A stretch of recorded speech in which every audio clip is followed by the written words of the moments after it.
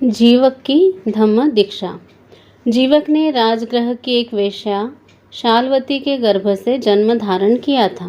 जन्म के तुरंत बाद ही उसे एक टोकरी में डालकर कूड़े की एक ढेरी पर फेंक दिया गया। अज्ञात पिता का पुत्र जो था। बहुत से लोग कूड़े के ढेर के पास खड़े होकर बच्चे को देख रहे थे। राजकुमार अभय का उधर से गुजरना हुआ। उसने लोगों से पूछा। लोगों ने बताया यह जीवित है, इसीलिए उसका नाम जीवक पड़ा। अभय ने उसे अपना लिया और पालन पोषण कर बड़ा किया। जब जीवक बड़ा हुआ तो उसे पता लगा कि किस प्रकार उसका जीवन सुरक्षित रहा था। उसकी उत्कट अभिलाषा हुई कि वह अपने आप को दूसरों का जीवन बचाने के लिए अधिकाधिक योग्य बनाए।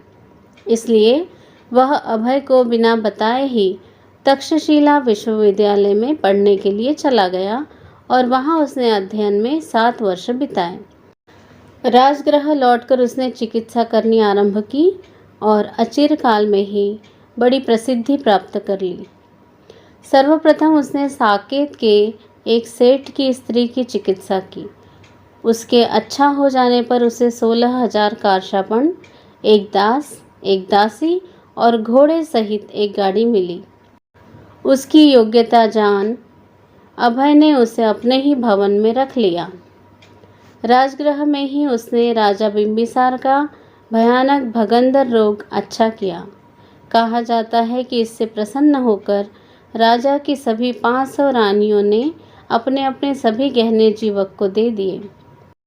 उल्लेख करने लायक चिकित्साओं में उसकी एक वह शल्य चिकित्सा थी जो जीवक ने राजगृह के एक सेठ की खोपड़ी की थी, और दूसरी बनारस के उस श्रेष्ठ के लड़के की जो अंतड़ियों के रोग से चिरकाल से दुखी था।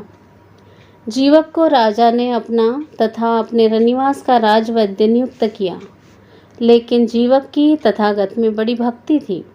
वह शाक्यमुनि गौतम बुद्ध और संघ का भी चिकित्सक था।